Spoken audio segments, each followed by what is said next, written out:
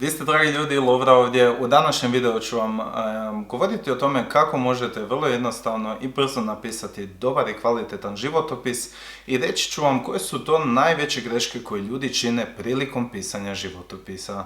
Uživajte u videu.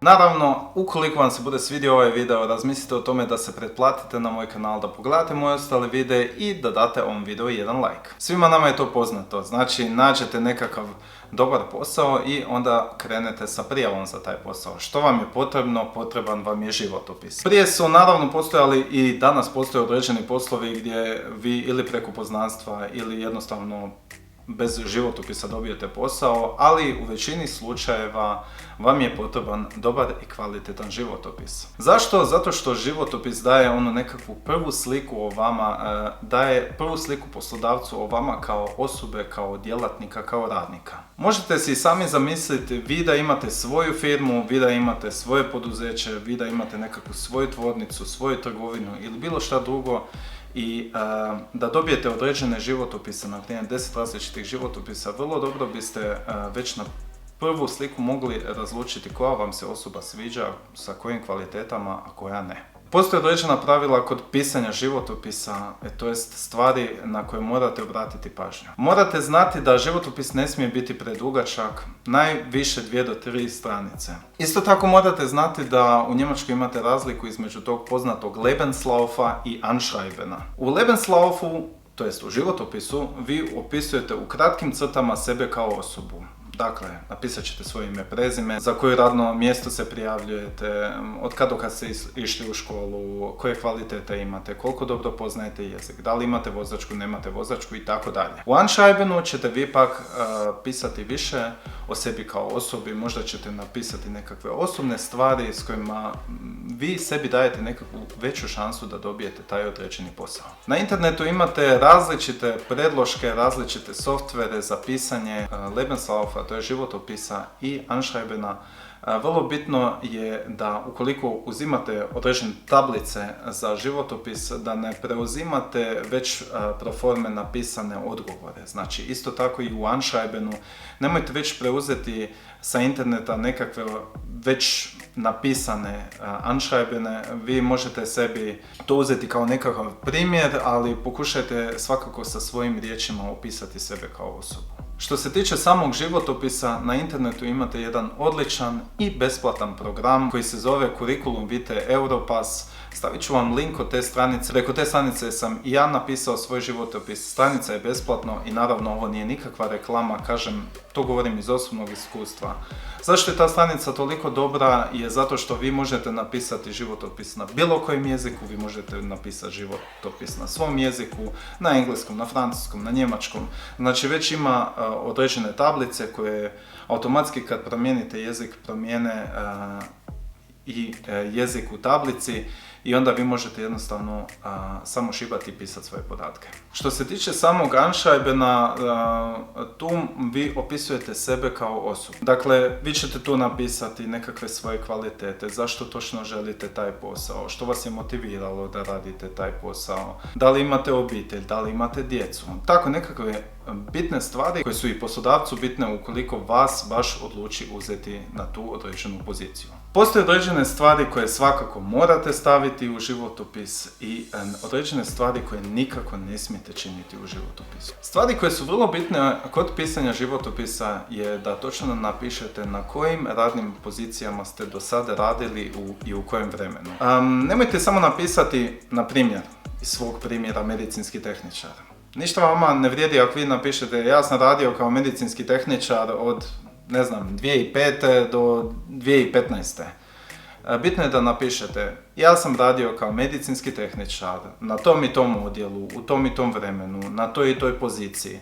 Dakle, točno opišite koje ste radno mjesto radili, šta ste točno na tom radnom mjestu radili kako bi poslodavac mogao točnije znati kakvu osobu on to ima pred sobom. Vrlo je bitno da životopis ide pravilnim redoslijedom. Ukoliko budete koristili, na primjer, Europass CV, onda nećete apsolutno imati nikakvih problema s tim, zato što automatski ide sa tim redoslijedom. I vrlo je bitno da je čisto i uredno napisano. Budite kratki i jasni, nemojte pretjerivati sa pisanjem nekakvih tekstova od 5 stranica zato što vam to neće niko čitati. Sami Lebenslauf kao Lebenslauf dovoljan je da bude napisan na 1 do 2 stranice, a sami Anschreiben je dovoljan da bude napisan na 1 stranici. Naravno, ukoliko vi sad imate, 30 godina radnog iskustva i profesionalac ste na nekakvom području i napravili ste kakve super stvari u životu, onda naravno taj Anschreiben može biti i duži, ali kažem, vrlo je bitno da bude jasno i kratko. Ukoliko se odlučite staviti fotografiju na svoj Lebenslauf, na svoj životopis, onda gledajte da to bude nekakva lijepa fotografija. Budimo realni, već sa svojim mobitelom možete napraviti jednu jako lijepu sliku koja će ispasti dosta profesionalno. Gledajte da na slici budete nasmiješeni, da budete prirodni, da ne budete namagođeni i da ostavite nekakav profesionalni dojam. Slika naravno nije must have u životopisu, ne morate ju staviti ukoliko to ne želite, ali ukoliko želite, svakako nije loša stvar. I sada dolazimo do onih stvari koje ne trebate nikako stavljati u životopis. Prva stvar koja ne smije biti u životopisu su gramatičke pogreške. Ukoliko ne znate dobro jezik, ukoliko ne znate dobro njemački, dajte nekom, pitajte nekog, hej, možeš li mi pomoći, daj da napišem ovo, da to bude uredno, da to bude ispravno.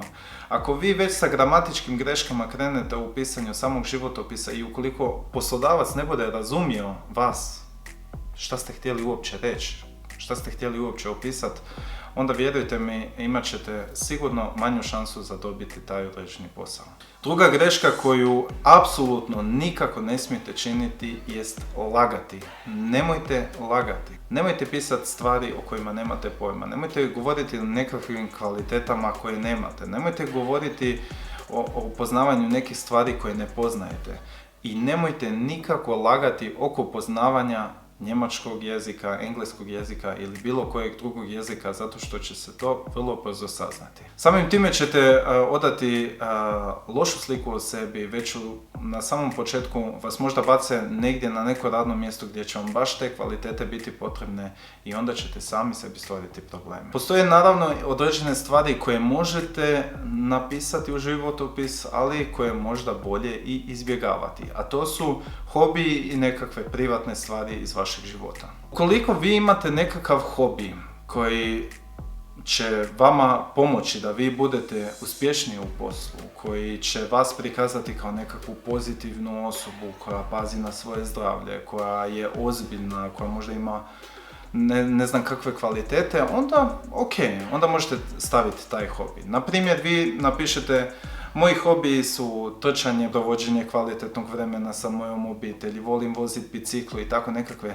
slične stvari koje vas prikazuju kao nekakvu pozitivnu osobu, ili možda imate nekakve hobije koji vama mogu pomoći da donesete kvaliteti kod poslodavca. Naprimjer, vi ste informatičar i vi kažete: ja volim u svoje slobodno vrijeme, raditi programe, ja volim programirati, ja provodim dosta vremena na internetu, onda je to ok. Ali ako vi imate nekakve hobije koji apsolutno nemaju nikakve veze sa poslom, i ne samo što nemaju veze, nego možda vas i prikažu u nekakvom negativnom svjetlu, onda radije nemojte uopće pisati nikakve hobije. Ako vi napišete, nekakve hobije koji o vama mogu stvoriti negativnu sliku, onda sami sebi stvarate probleme sa tim. Tako da, u tom slučaju onda nemojte ni uopće pisati hobije.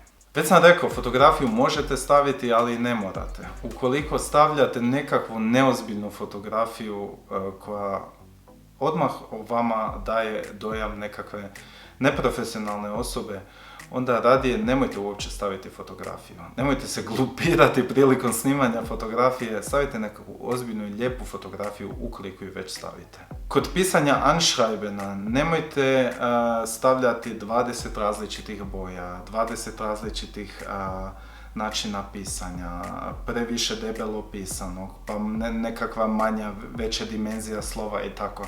Gledajte da je to sve u jednom formatu, da je to sve čisto i uredno. I jedna od najčešćih grešaka koje ljudi čine prilikom pisanja životopisa, a nisu ni svjesni da je to greška, je kada se vi prijavljujete za određeni posao. Vrlo često ljudi pišu stvari kao: Ja bih volio raditi kod vas zato što je to vrlo dobra i jaka firma. Ja bih volio raditi kod vas jer će mi posao kod vas omogućiti kvalitetni život. Ja bih volio raditi kod vas jer ja imam, ne znam, 2 djece i kod vas su super plaće, vi imate, ne znam, nekakve dodatke za djecu i takve stvari. Ok je da vi imate nekakvu pozitivnu sliku o poslodavcu, vi možete to i napisati u svom Anschreiben. Vi možete napisati da poznajete tu firmu, da ste čitali o svom budućem poslodavcu i tako, ali nemojte samo govoriti o tome što poslodavac može činiti za vas. Vrlo je bitno da vi poslodavcu pokažete da vi sa svojim kvalitetama možete učiniti za njega nešto. Morate si to zamisliti ovako. Vi imate neku firmu, znači vi ste poslodavac i vi dobijete 10 različitih životopisa, jel tako? I sad na 9 od 10 životopisa pišu takve stvari, a na jednom životopisu onda piše stvar kao što je, na primjer, ja smatram da sa svojim kvalitetama mogu pridonijeti kvalitetnijem radu u timu, da mogu ojačati vašu firmu, da mogu sa svojim kvalitetama pridonijeti da firma bude uspješnija, da posluje bolje i tako dalje i tako dalje. Pokažite da vi zaista želite raditi taj posao. Pokažite da vi zaista se želite prijaviti za taj posao jer ćete vi pomoći tom poslodavcu, jer vi imate tu određenu kvalitetu, jer ste vi ta osoba koju taj poslodavac baš treba imati. I čisto za kraj da rezimiramo, gledajte na to kad već pišete životopis, da bude kratak, jasan, sažet, da bude profesionalan, da nema gramatičke greške, ne pišite nepotrebne stvari u životopis. I jednostavno dajte nekakav dojam o sebi da vi zaista želite raditi taj određeni posao. Evo ga, nadam se ljudi da vam se svidio ovaj video, a ukoliko je, svakako dajte jedan like, pretplatite se na moj kanal ukoliko niste, pogledajte moje ostale videe i to je to. Vidimo se do idućeg puta, volim vas puno, vaš Lovra, čao.